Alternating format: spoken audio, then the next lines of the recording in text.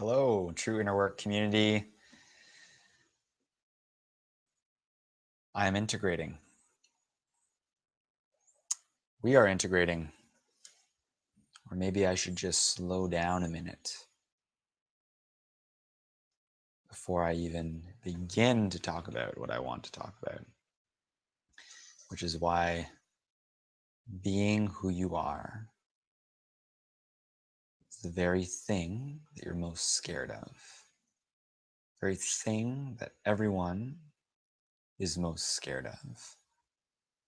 Why we're willing to sacrifice who we are for other people.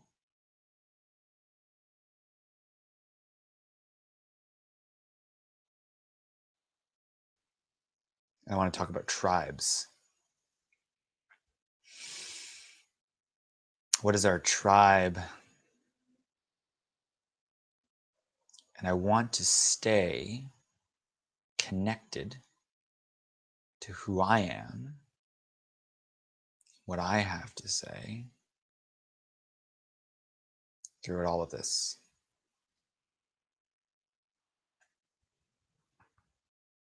Because how often do we not speak what's real and what's true for us? And why don't we? We don't, because if I actually speak what's most real and true, it's vulnerable. Then I might get hurt and people might not like it. So we live in this place of might nots and supposed to's. So I'm imagining that other people want me to be a certain way. And even as I say that, I'm drifting from my own truth. Sometimes it takes slowing down to find out what that really is.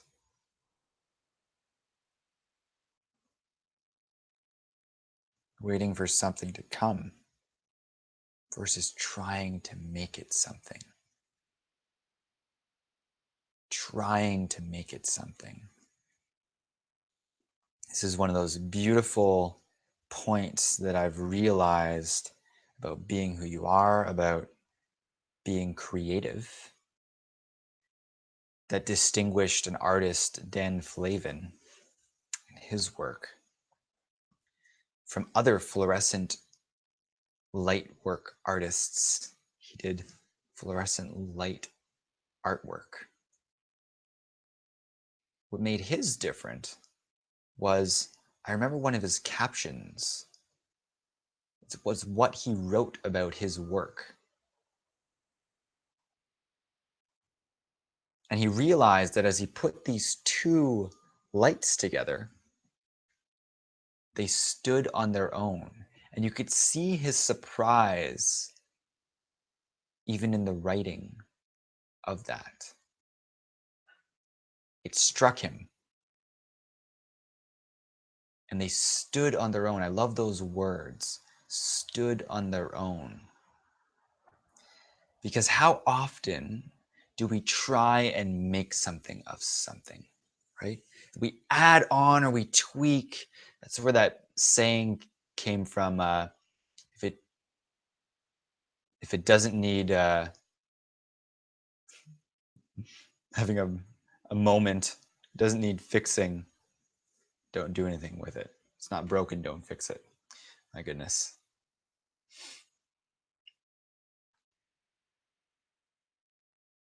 Doesn't need fixing.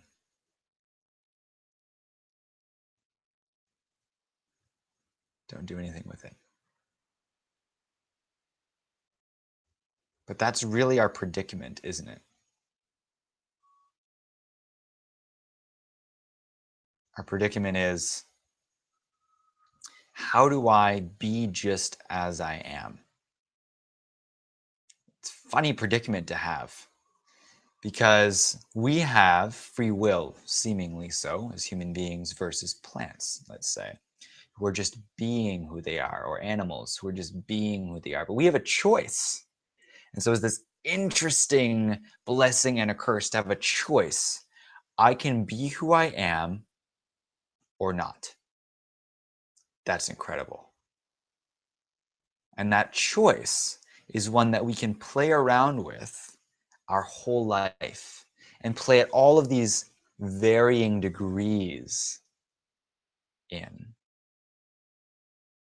And pretending to be who I think I'm supposed to be rather than being it fully now.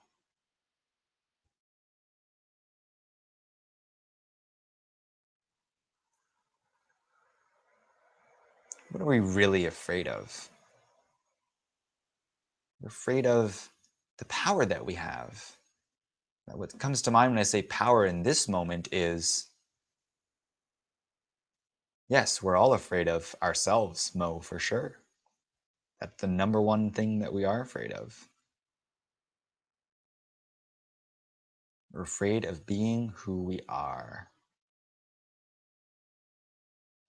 And here's the point that I came up with my sister. That's this really beautiful, like ironic kind of situation that we find ourselves in. It's the idea of tribes that Seth Godin talks about is when you are yourself fully and completely, 10 million people won't like you.